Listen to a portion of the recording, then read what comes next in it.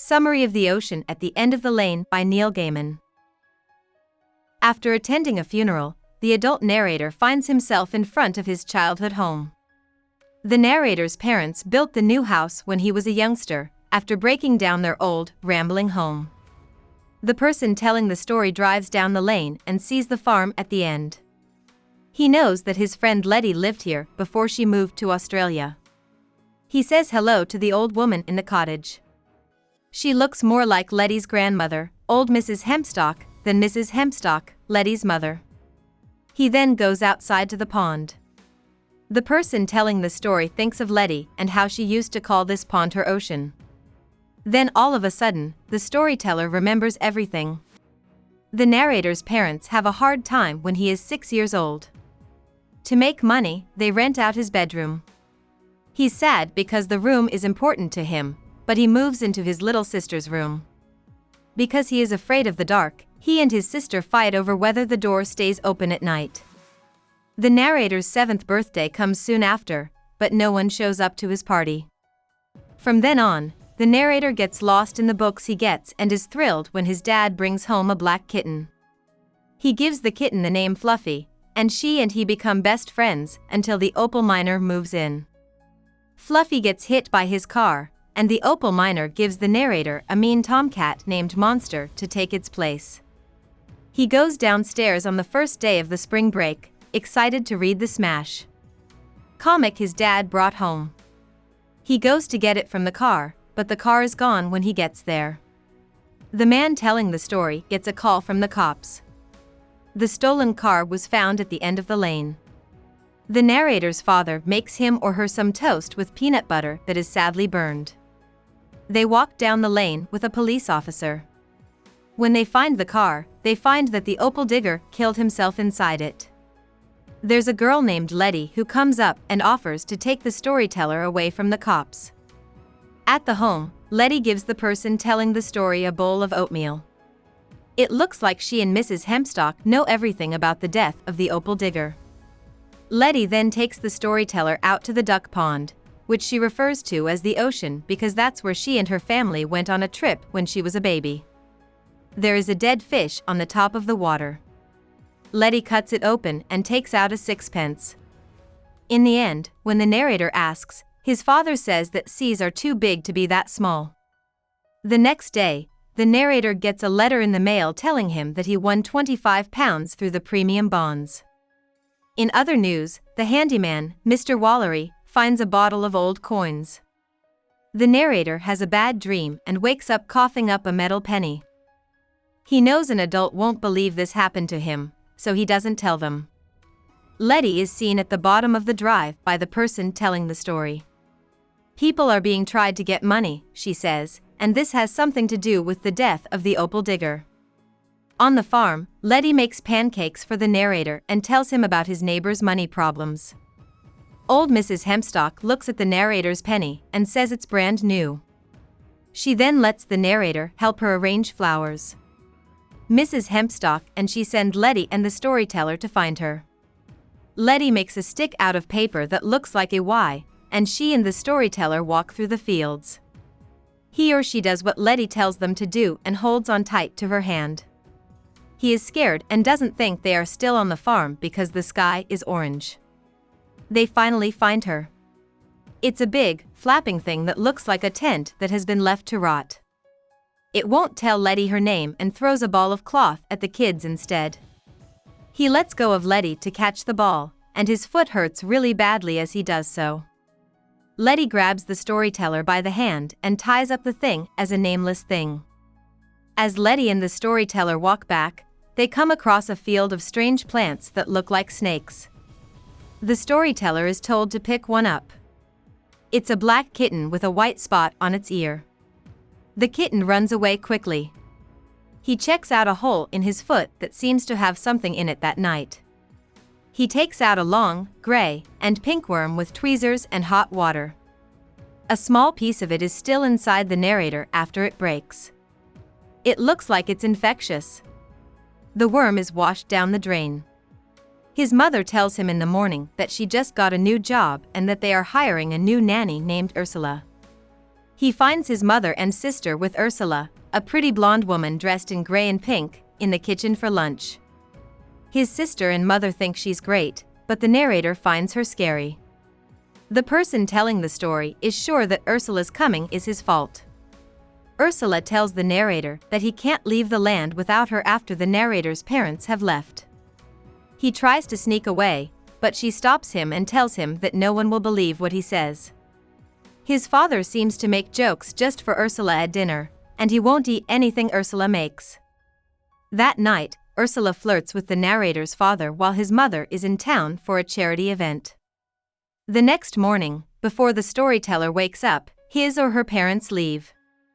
When he gets home early, his dad takes Ursula for a walk in the grounds. The person telling the story is scared to go up to Ursula because he thinks his father will be mad at him. He sees his father put his hand on Ursula's behind. The narrator won't eat Ursula's food again because her mother isn't home for dinner. His father gets mad, so the narrator tries to lock himself in the bathroom. But his father breaks down the door, fills the tub with cold water, and holds the narrator under it. After all of this, Ursula locks the narrator in his room. The person telling the story sneaks out the window and down the drainpipe because he knows Ursula won't expect him to try to get away now. He sees his father and Ursula having sex as he walks by the living room, but he doesn't know what he's seeing. He does know that this means he can't trust his dad. He walks barefoot down the lane and cuts through the fields until he gets shocked by an electric fence. Ursula shows up in the stormy sky as a lightning bolt and tells the narrator that she will drown his father every night and then lock him up in the attic until she is ready to kill him. The person telling the story falls. When Letty walks in, she tells Ursula to leave without any fear and takes the narrator's hand. Ursula says no when Letty offers to send her home. She disappears in golden light, and Letty takes the person telling the story to the home. Mrs. Hemstock and old Mrs. Hemstock give the reporter a bath and dinner at their house. The old lady knows that the narrator's parents are on their way to get him. The narrator will be safe and out of Ursula's hands, so they choose to snip and cut. The narrator's dressing gown has an odd shape cut out of it by old Mrs. Hemstock. When she finishes putting it back in, the narrator's parents walk into the kitchen, and the narrator's father forgets about what happened in the bathtub. Parents of the narrator agree that the narrator can stay the night and then leave. The narrator's foot feels like it's on fire all of a sudden. Old Mrs. Hemstock looks at the narrator's foot and says Ursula can use the hole to get home. The narrator still feels like there's a piece of ice in his heart even after she takes out the tube and puts it in a jam jar. This person tells a story, and Letty puts him to bed with the kitten he found earlier. Mrs. Hempstock tells Ursula that she can't hate her because Ursula is just doing what people her age do.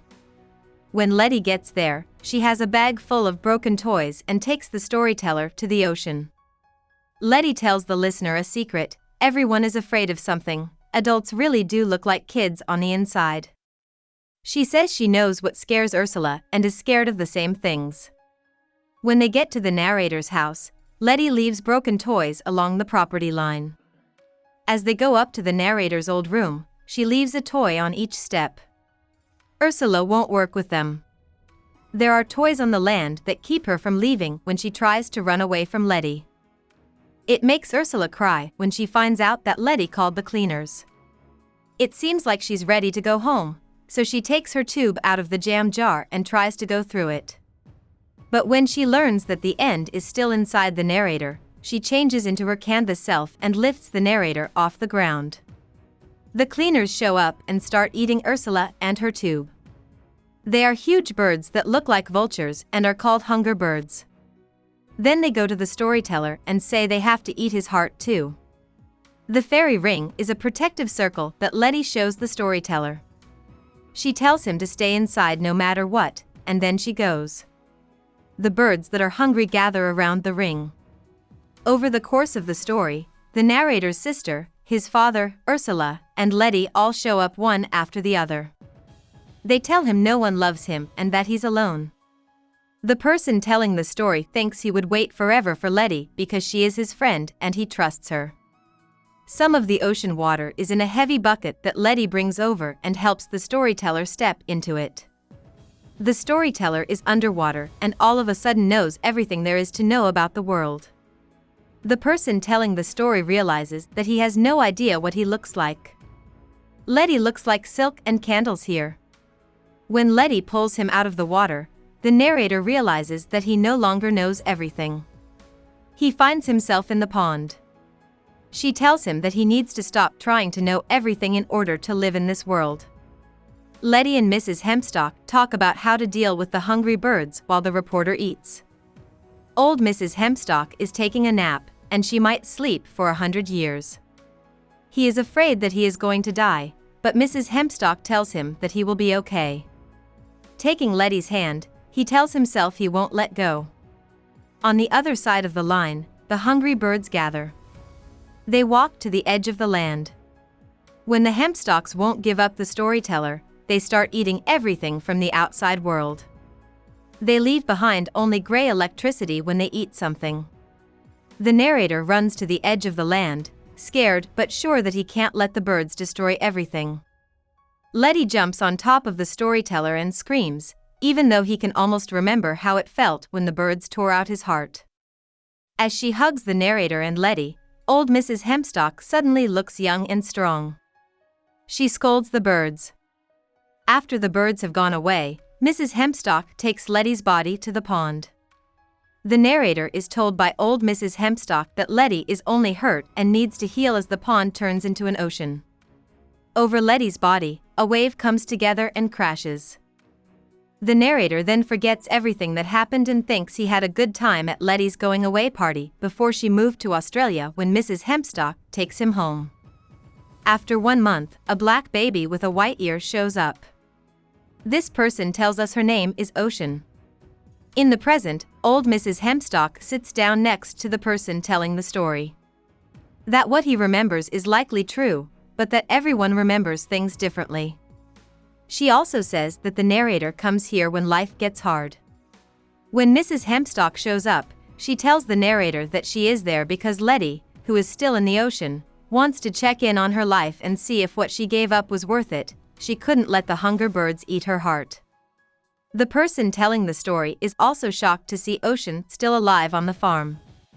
Old Mrs. Hemstock is told to say hello to Letty the next time she writes from Australia, and the storyteller drives off. About the author. Gaiman was born in England's Portchester as the oldest of 3 children.